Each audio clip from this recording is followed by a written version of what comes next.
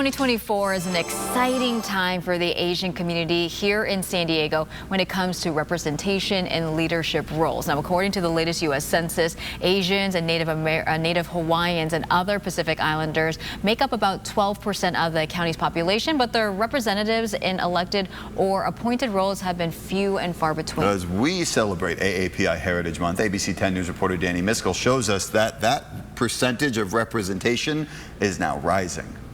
For my predecessor, Councilmember Kent Lee was elected in 2022. I'm only the fourth individual of Asian American Pacific Islander descent to serve in an elected office in the city of San Diego. But there were only 3 other Asian Americans that served before him. Tom Hom, the first Asian American elected to the city council in 1963.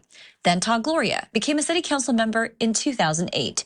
And Lee's predecessor, Chris Cate, was elected to the council in 2014. I asked Lee why he thinks there's more representation now for Asian Americans than in previous decades. I think one of the big factors that really changed that is that in 2011, the city was undergoing redistricting. Then again in 2021, Lee says redistricting changed the voting power and allowed for greater representation in the Asian community.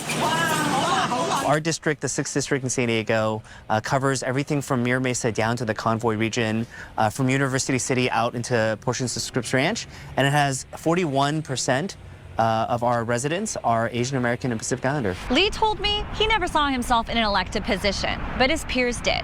They lifted him up, so now he's eager to lift up other Asian voices throughout San Diego. And I think part of our responsibility now, looking forward, is to think about how we can help inspire others who may not think of public service. And here's one person he inspired, even nominated. So that's crazy though, right? Sid Varakara is the first Southeast Asian to be appointed as a port commissioner for the county of San Diego. When I was a kid, I didn't have anybody who looked like me who was in a leadership position.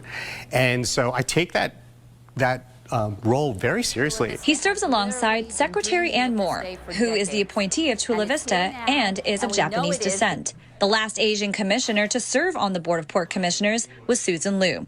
And Varakara says that was 20 years ago. She was one of the first people I called after I was appointed by the city of San Diego.